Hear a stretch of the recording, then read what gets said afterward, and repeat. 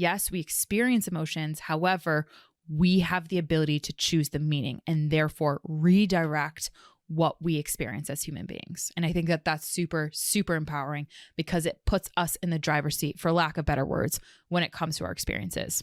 What are you choosing to do in response? Are you taking control and responsibility of the emotions and the feelings and the interpretations and the behaviors? Or are you saying, well, I have no control over it and I can't do anything about it, so everyone else just has to acknowledge that I don't have control and they have to be okay with it? Hey everybody, it's Bianca. And it's Amelia. Welcome to another episode of Evolve Ventures, where we are helping growth-minded humans evolve by breaking one limiting belief at a time. We hope you enjoyed the last episode, number 273, Motivation Monday. What can you remove to add? Very ominous. For today, 274, what causes our emotions and how do we change them?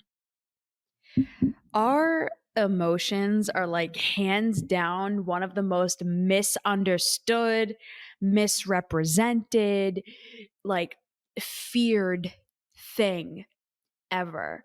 Like, this is something that I talk about more than almost anything, is the fear of our emotions and why we struggle so bad to understand them and to understand their purpose and their function. And honestly, the fact that emotions are not bad or scary.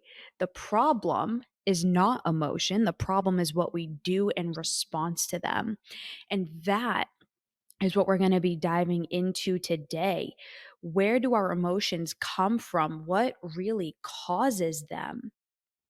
And then, with that understanding, how do we actually go about changing them and not being so afraid of them? Yeah.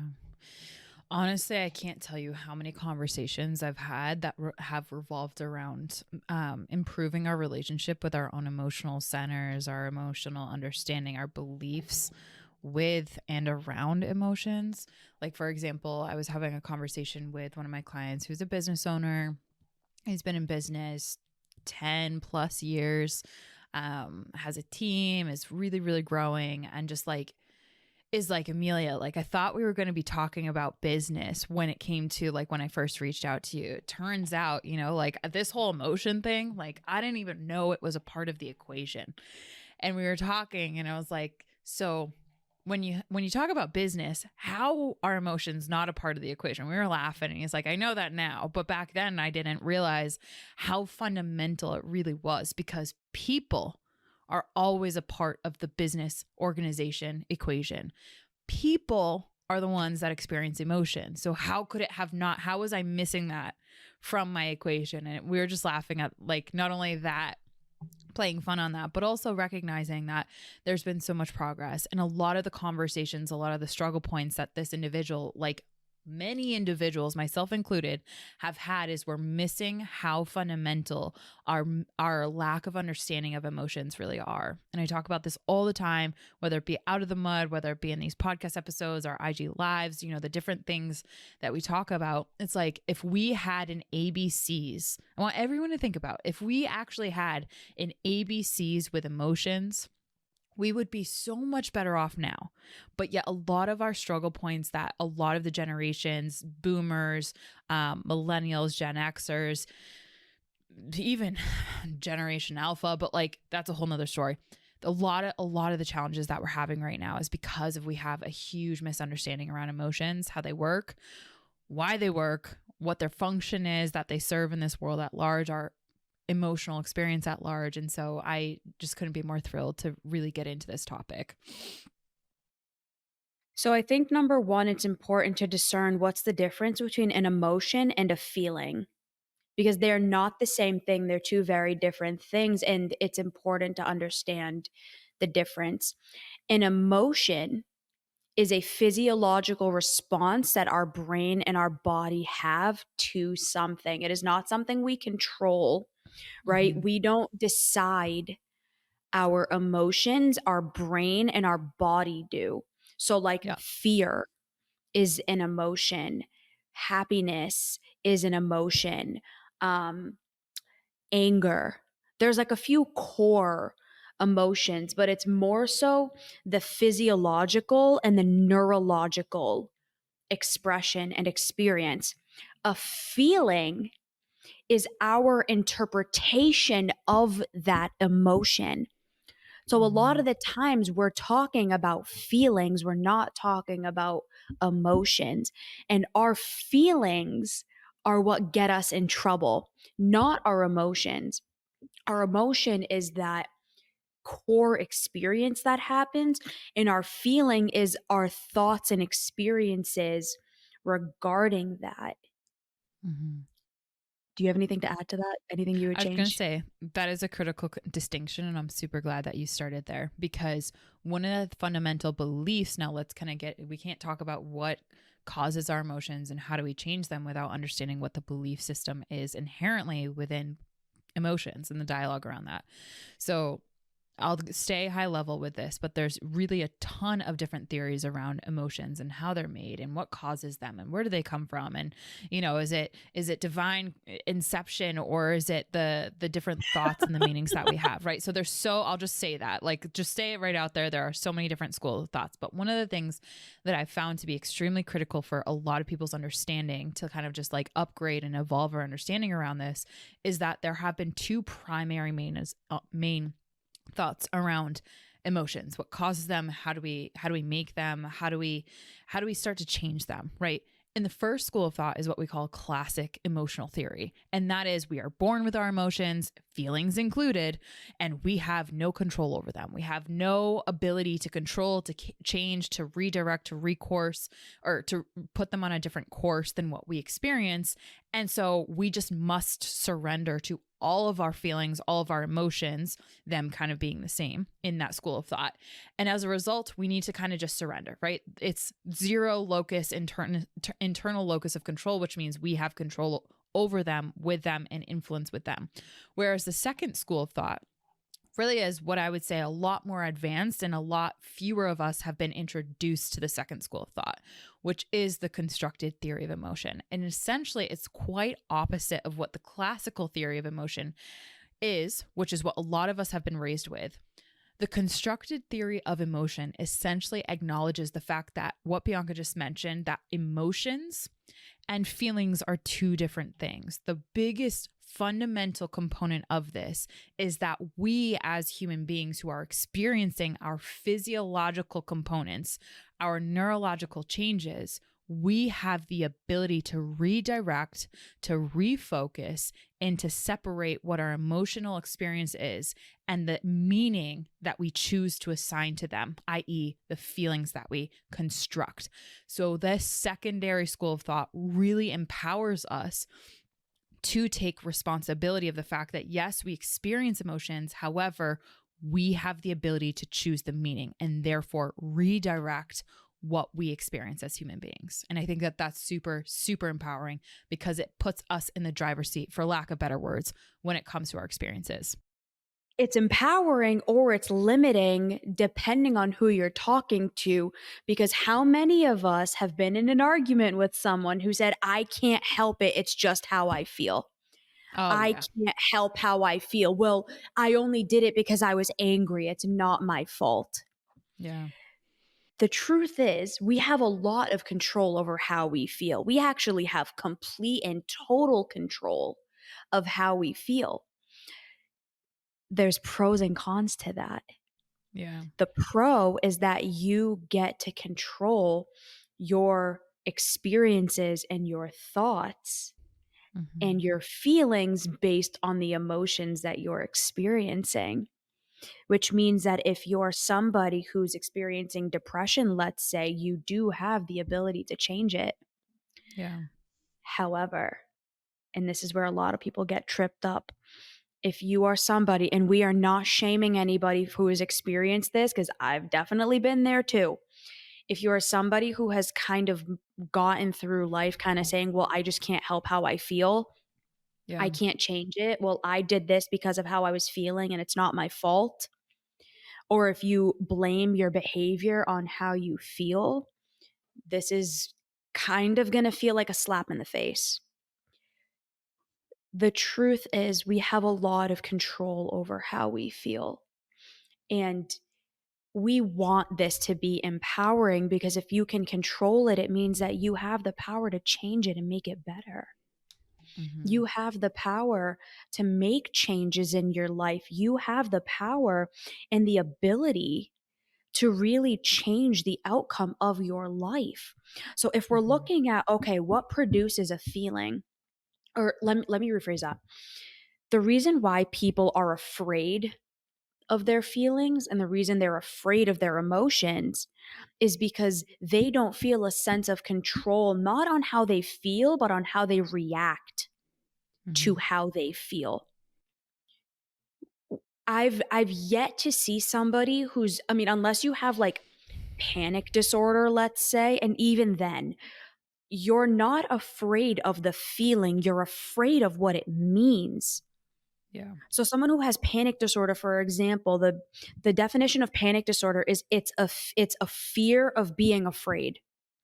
If like, that's not the clinical definition, but like if you really look at it, it's the fear of fear. You're afraid of having a panic attack because you're afraid of the things that come up, because to you it means you're going to die.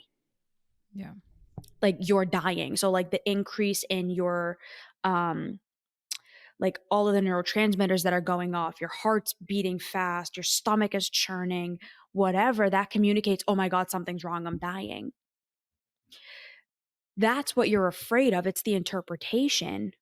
You're not afraid of the feeling, because that same physiological sensation is also excitement, but it's in the interpretation. If you look at it biologically and neurochemically, fear and excitement have the same physiological response, the same exact physiological response. The difference is in the interpretation.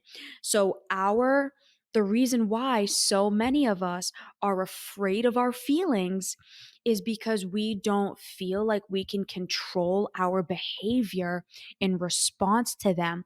And so we're afraid, oh my God, if I feel this way, I don't know what I'm going to do. I don't know how to control it. I don't know how to stop feeling this way. And then I'm going to go out of control.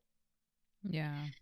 The constructed theory of emotion empowers us to say, I can control how I feel based on the way that I am communicating to myself the meaning of what is happening, and then change my behavior to it, which will inevitably change your emotions and how you feel.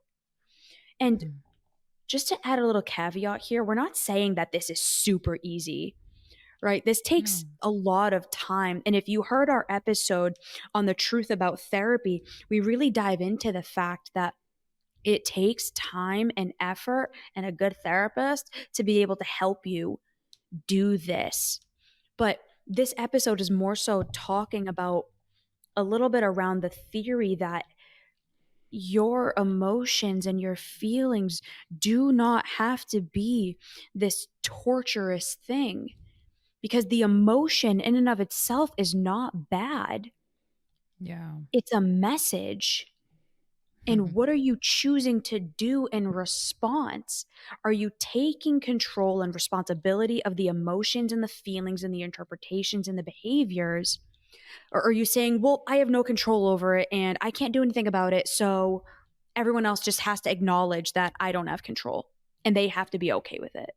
Or that they made me feel X, or they made me feel Y. Yes. Yeah, pointing my Yes. finger outwardly rather than acknowledging we have so much influence is the word that I'm actually going to kind of vibrationally change from control to influence, because control induces a vibration of like there's already a lacking, so there's a need for a dominance type energy. So I'm going to just transfer that to a different vibration of influence.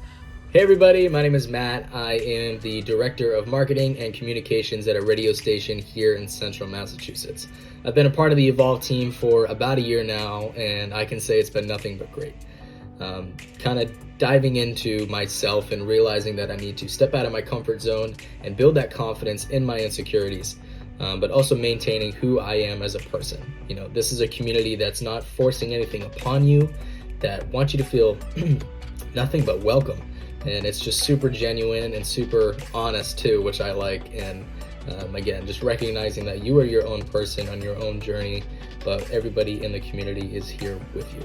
And, we're all at different stages in life, and that's a very important thing to recognize. So Amelia, Bianca, and Derek especially have helped me get to the point where I'm able to kind of excel in my career and in my personal life. When we don't believe that we have influence over something, or with something, rather, we start to then go into a more scarce, more lacking state of a vibration. And then all of a sudden, what does that do? That helps us feel as though and experience physiologically a threat to our existence. And therefore, it puts us at a vibration that's far more scarce, that externally points out at the world and says, the world is responsible for this. I'm not, because I don't have any control. I don't have any influence over my own world. And so the pointing of the finger goes outwardly. And that's when we start to feel like we're losing control over our life. We're losing control over ourselves.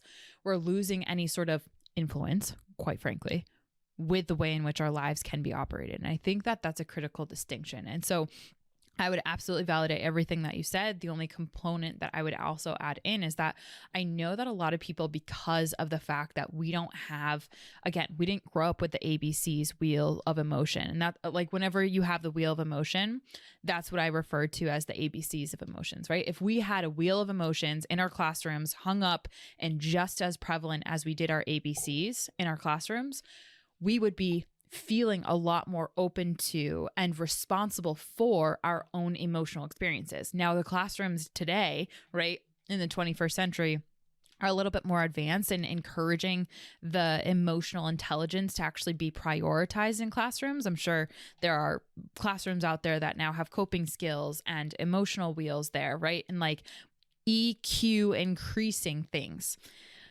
But here's the thing, because there's so many generations that did not grow up with that, we fear what we don't know. And so there's an unconscious physiological response that's happening to, yes, all of what we just talked about, but also the what happens after. Is it going to be worth it if I self-regulate? Is it going to be worth it if I actually take responsibility of my own actions, of my own life, of the way in which I'm responding or choose not to respond to a situation? And that is a lot of responsibility that people who grow up with a classical theory of emotion, when they transition over into the understanding that this constructed theory of emotion, oh my goodness, I'm responsible, I can take control, I have influence, it feels really heavy and it's scary initially. But the key components of this is, instead of trying to repress, or instead of trying to distract, or instead of trying to emotionally bypass what that experience is for you, instead focus on the regulation of your physiological state, because that's when you can start to have influence and change the direction of your emotional state. You know what I feel like is another really big what I feel. You know what I believe is another really big component of this too that just came to mind. Something that you said that I want to make sure that we say again. You made me feel this way. You guys, hard truth bomb here. Nobody can make you feel anything. Facts. It's an uncomfortable truth. Nobody can make you feel anything. Your feelings, like we said, are based on the interpretation and the meaning you are assigning. Now, what I wanted to say and why I think a lot of people are really scared of admitting that is because it kind of takes, we believe it takes away the burden of the responsibility of people's behavior and how it impacts other people. It's Mm-hmm. like, well, if I tell you you made me feel a certain way, then I'm calling out your behavior and then you have to change. But I Yeah. think that we do that because we don't know how to communicate, I don't like your behavior in that type of way. So if we say, well, you made me feel this way, then somehow that communicates that. As Right. opposed to saying, I'm not feeling good about this situation. I feel this way. I don't like your behavior. Your Mm. behavior, I'm interpreting it this way and I feel this way about it. That takes a lot more effort as opposed to just saying, you make me feel this way, so you have to change. Exactly. And I want It's, to bring a very tangible example to this, be really quick. And this is why Brene's work around the story I'm telling myself is insert the blank, yeah. right? The tangible example that I want to bring in here is a couple that I just got a relationship talks coaching with earlier today who when okay, so the male in the relationship, he had just gotten home from work, didn't take a second to himself. The female in the relationship had the whole day to herself, immediately started to rant about what was happening in her life with her family, and using her words, like that rant is actually her expressing and trying to connect. But here's the thing, the male in the relationship, like, really had nothing left in the tank, was not emotionally available for that emotional engagement, and as a result really didn't pour into that. And in the conversation that we just had in our coaching call, what that made her feel was, and she expressed, it made me feel kind of stupid, it made me feel like, you didn't care about me, like this is how that made me feel. But what she's talking about really underneath that, per this conversation, is when her partner did not turn towards her in that bid for connection, that lack of turning towards her, i.e., the behavior that she needed, that helped her interpret and validate the narrative that she had, which was, I am stupid if I bring something up in this relationship and it's not going to get love, it's not going to get validated. Here's the thing, that additional layer is, it's not anyone else but herself that made her feel stupid about herself. And that's the hard truth that in her experience she's having to understand through the lens of constructed theory of emotion. But rather, her bringing up, when I rant or when I share something and you're not willing to engage with it, the story I'm telling myself is that it's not worth your time. It is not. And right in so you can kind of see how the physiological response of not being heard and what's going through her body is now connecting through that lens of strictly interpretation, what the feeling is that she's experiencing, and therefore the story that ends up growing in their relationship, which pulls them apart. And that happens so often because people are externally pointing the finger and saying, you made me feel this way, because to what you said, B, it takes a lot more effort to really pause and say, oh, it's this behavior, the way in which I interpreted that, because I had a play, I had a hand in that equation, it resulted in this feeling. Is there truth to that or not? Am I bringing up this story, creating this lens, creating this narrative that is in fact the case? Or is this behavior something that we can actually take a look at and isolate?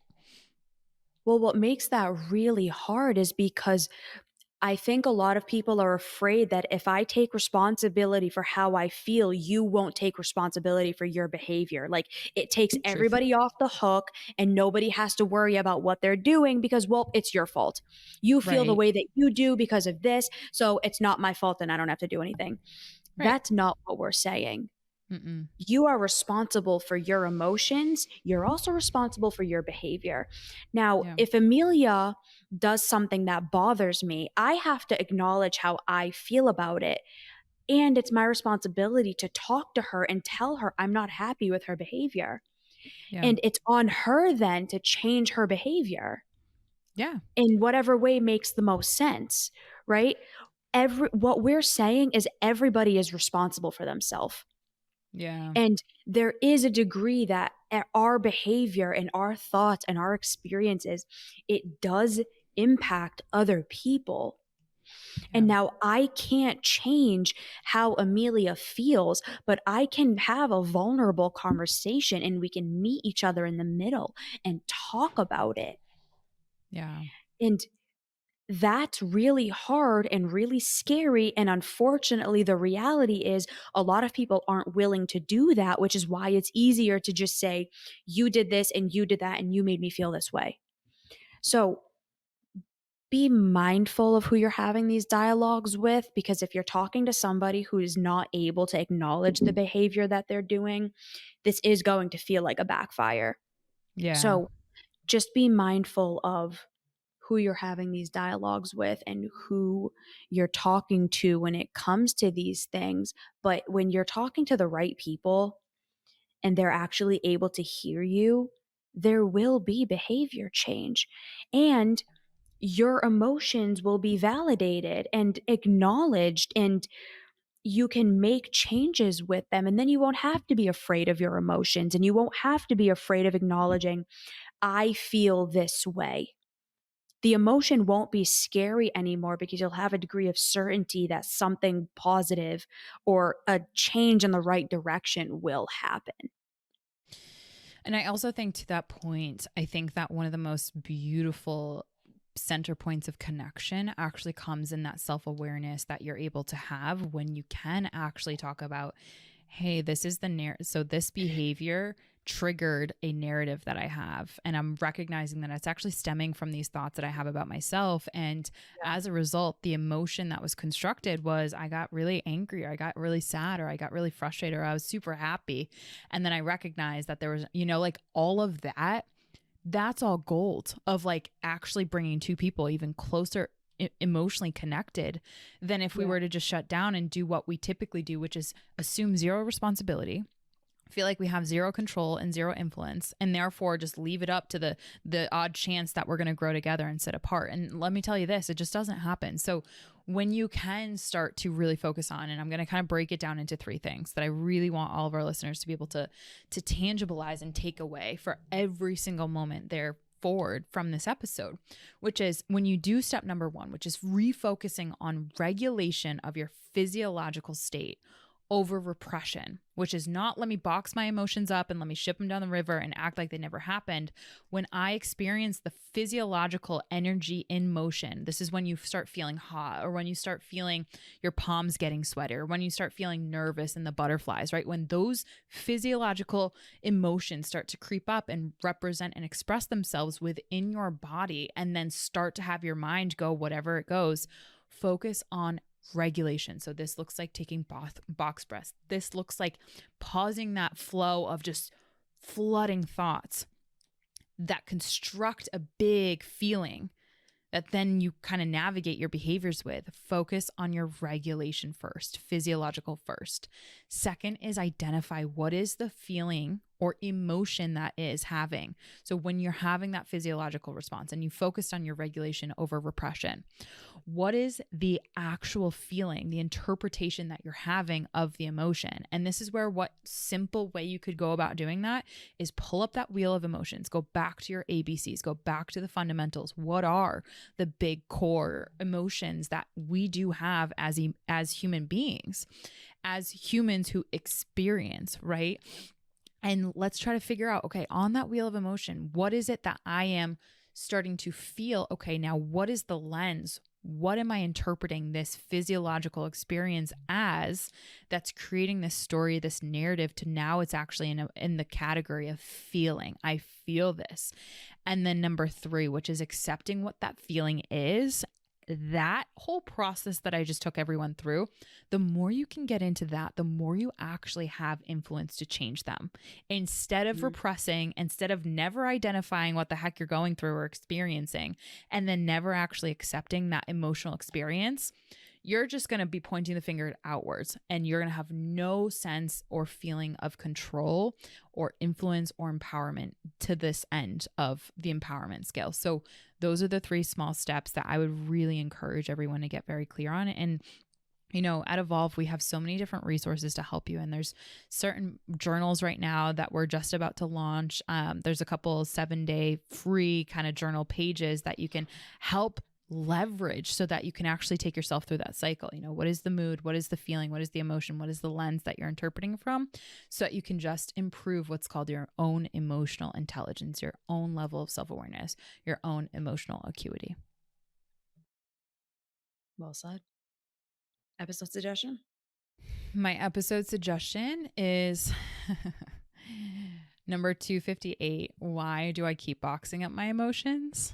Which is the complete opposite of what I want anyone to do after listening to this. Don't do it. That's it. That's the whole episode. Don't do it. No, I'm just kidding. It is a fire episode. Mine is 165. Are emotions real?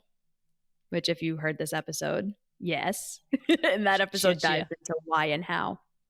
Yeah. All right, everybody. We hope you enjoyed this episode. We hope your interpretation of this gave you positive feelings and is having you feel empowered.